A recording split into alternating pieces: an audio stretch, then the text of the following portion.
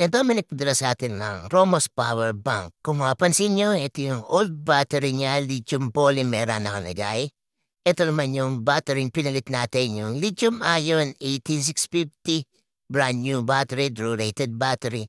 2,600 mAh yan. Kung mapansin nyo, may power na siya 1 bar. Kailangan na lang natin dito ay i-full charge and after mo full charge, ipapadala natin yan kay sir.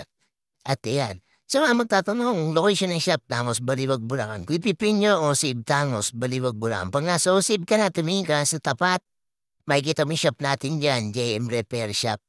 At sa mga magtatanong ng battery na lithium-ion 18650, out of stock man tayo, wala pa tayong stock ng battery, naubos na, kaya maghihintay pa tayo ng delivery yan. Hanggang dito na lang guys at maraming salamat sa mga sumusuporta sa ating video. At iyan, okay na to. Ang ginawa natin dito, Romos Power Bank, replace battery, brand new battery, true rated battery, lithium-ion 18650.